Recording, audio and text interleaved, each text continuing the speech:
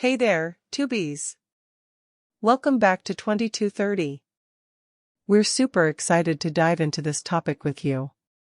If you're enjoying this content and want to see more, make sure to hit that subscribe button and turn on notifications so you never miss an upload. We love creating content for you and appreciate your support. Let's get started.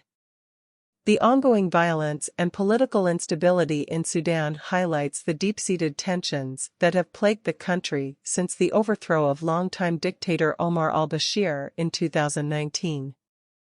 The current conflict is centered on a power struggle between two factions of the ruling military regime, the Sudanese Armed Forces and the paramilitary Rapid Support Forces, RSF. The two groups have been vying for control since the RSF was integrated into the regular army as part of a plan to return the country to civilian rule. However, the integration has been fraught with difficulties, and the recent violence is a clear indication of the unresolved tensions between the two groups. The violence in Sudan has resulted in the loss of many lives and has put the safety and security of the Sudanese people at risk. The temporary halt of operations by the UN World Food Programme, WFP, due to the deaths of 3 employees highlights the growing humanitarian crisis in the country. The WFP is committed to assisting the Sudanese people facing dire food insecurity, but the safety and security of their teams and partners must be guaranteed before they can resume operations. It is clear that a peaceful resolution to the conflict in Sudan is urgently needed. Efforts by neighbors and regional bodies to end the violence have intensified, including an offer by Egypt and South Sudan to mediate between the fighting parties. The international community has also appealed for an immediate end to the hostilities.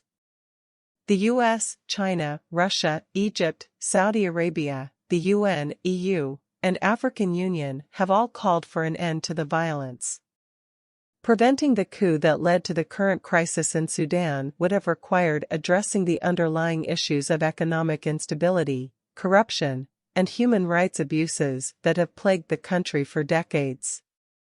There was a need to create an environment that supported democratic institutions, free and fair elections, and peaceful transitions of power. The international community could have played a more significant role in supporting these efforts, including providing technical assistance and funding to help build democratic institutions and promote human rights. In conclusion, the ongoing conflict in Sudan is a stark reminder of the fragile nature of political transitions in many African countries. It highlights the importance of building strong democratic institutions and creating an environment that supports peaceful transitions of power. The international community must continue to support efforts to resolve the conflict in Sudan and address the underlying issues that led to the crisis. Only through sustained international engagement can we hope to bring peace and stability to Sudan and the wider region.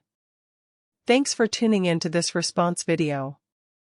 If you want to stay up to date on the latest reactions and responses, make sure to subscribe and hit the notification bell. And as always, I love reading your comments and feedback.